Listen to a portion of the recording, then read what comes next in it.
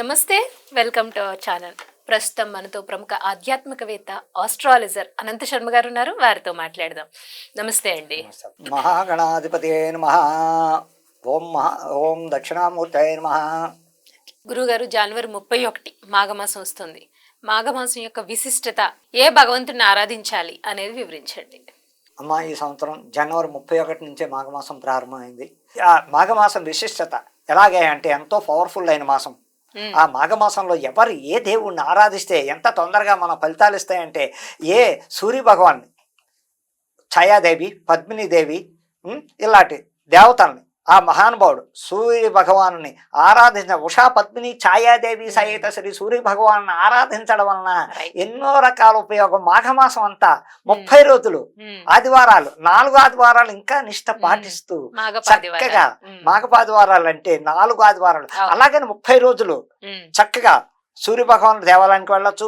దేవాలయంలో చక్కగా అర్చనలు, అభిషేకాలు చేయించుకోవచ్చు. అలాగే ఎన్నో రకాలుగా ఉపవాసం ఉండగలుగుతూ ఉపవాసం ఉండడం, హాఫ్ డే తినగలంటే రాత్రి తినొచ్చు.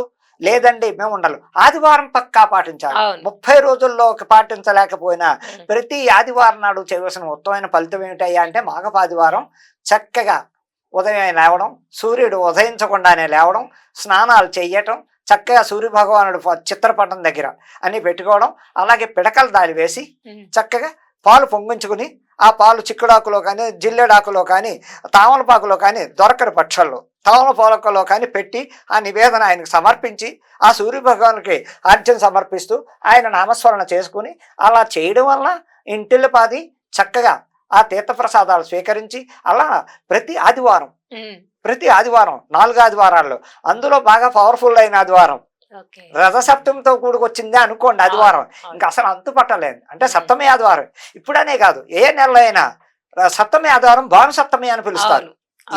ఈ నెల లేదు, ఏ నెలలో అయినా సరే సప్తమితో కూడుకున్న ఆదివారం వచ్చిందంటే భాను సప్తమి. భానుడు అంటే సూర్య భగవానుడు. అప్పుడు కూడా అయ్యో మాఘమాసం అనే కాదు, అప్పుడు కూడా పాటించడం వల్ల, సూర్య భగవానుడు ఆరాధన చేసుకోవడం వలన అష్టైశ్వర్యాలు, ఆరోగ్యాలు, అన్ని రకరకాల ఉద్యోగాలు, అదృష్టం, పెళ్ళిళ్ళు, కుదరని వాళ్ళ పెళ్ళిళ్ళు, ఆ సూర్య భగవానుడు చక్కగా ఉషా పద్మిని ఛాయాదేవి సహిత ఆ నలుగురిని చక్కగా ఆరాధిస్తూ సూర్య నమస్కారాలు చేసుకుంటూ, సూర్య నమస్కారాలు చేయడంలో విధి విధానాలు మన ఇష్టం, ఒక రకంగా నేను లేదు. ఎవరు ఓపికను బట్టి చక్కగా సూర్య నమస్కారాలు చేసుకుంటూ ఆ సూర్య భగవానుడి దేవాలయాలకు వెళ్ళి చక్కటి అర్చనలు చేయించుకుని, అభిషేకాలు చేయించుకుని, స్తోమత ఉన్న కాటికి ప్రదక్షిణాలు చేసుకుని ఇంటికి రావడం వల్ల కూడా ఎంతో ఉత్తమం. అవుతాయి ఉపవాసం చేయమని శాస్త్రం లేదు.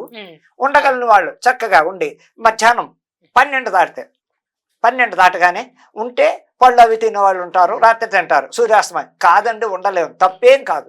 ఉపవాసం అని చక్కగా భోజనం చేసేయచ్చు.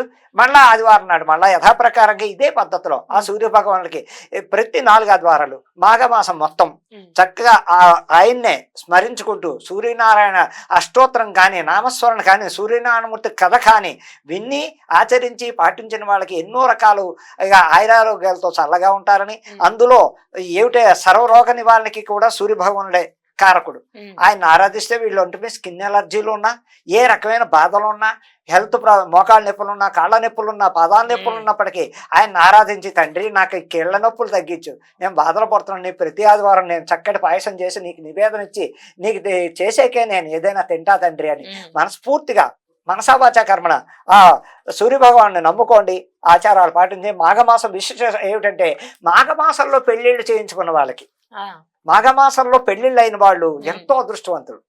కుదిరిన పక్షంలో ముందు నెలలోనే కుదిరితే ఎంగేజ్మెంట్లు పెట్టుకోవడానికి కానీ, చక్కగా పెళ్లిళ్ళు చేసుకున్న వాళ్ళకి కానీ ఎంతో అద్భుతమైన రోజుల్లో సప్తమి తిథి కానీ, ఏకాదశి తిథి కానీ, పంచమి తిథి కానీ ఇలాంటివి వచ్చినప్పుడు, దశమి తిథి వచ్చిన ముహూర్తాల్లో పెట్టినప్పుడు ఆ లగ్నంలో, సింహలగ్నంలో, అందులో సింహలగ్నంలో వివాహం జరిగిందంటే వాళ్ళ కుటుంబాలు వెలుగుతూ ఉంటాయి.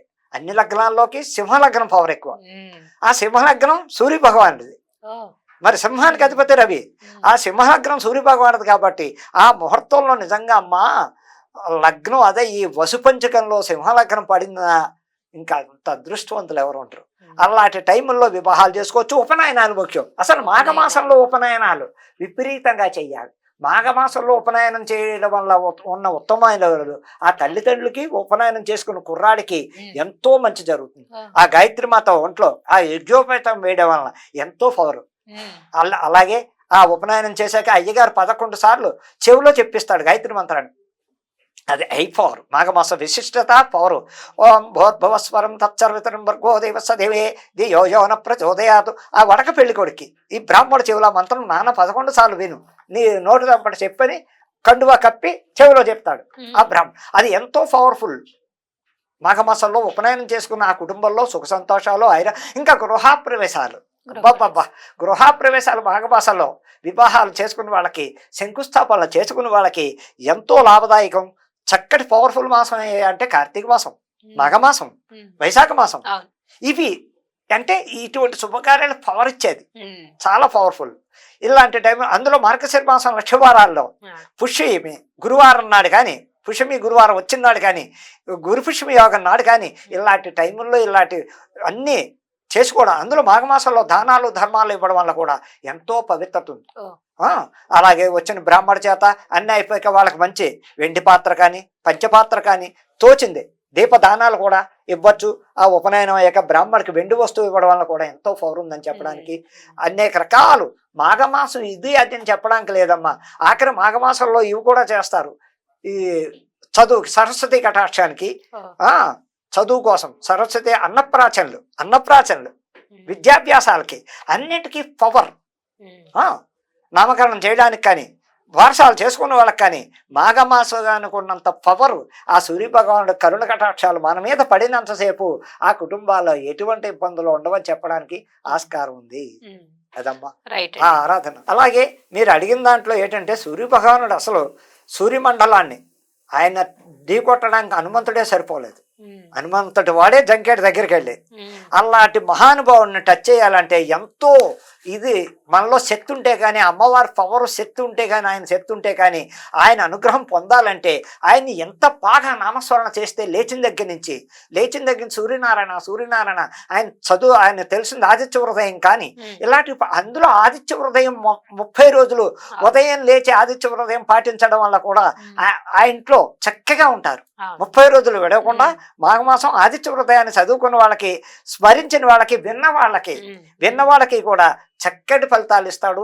ఎన్నో రకాల ఉపయోగాలు ఉన్నాయి. మాఘమాసం విశిష్టత ఇంత అంతా కాదమ్మా, చాలా పవర్ఫుల్ అయిన ఇది. ఇంట్లో అందరూ సుఖశాంత పొందాలంటే ఆ సూర్యభగవాన్ని ఆరాధించండి. మాఘమాసం అంతా మీ కుటుంబంలో సుఖశాంతులు ఉంటాయని మనసావాచ కర్మణ చెప్తున్నాను తల్లి. రైట్ అండి. నిజంగా మీరు మాఘమాసం విశిష్టత గురించి ఆ రోజు ఆ మాసం అంతా కూడా శుభకార్యాలు అన్నీ జరుపుకోవచ్చు అని చాలా చక్కగా చెప్పారు. వివాహం జరుపుకోవచ్చు, గృహప్రవేశాలు, పిల్లల ఆరాధన చెప్పారు. ఆదివారాలు సూర్య ఆరాధనకు చాలా మంచిది అని, ఆదిత్య హృదయం చదివితే మాఘమాసం అంతా కూడా అనారోగ్య సమస్యలు దరిచారని చాలా చక్కగా వివరించారు గురువుగారు. ధన్యవాదాలండి. నమస్తే.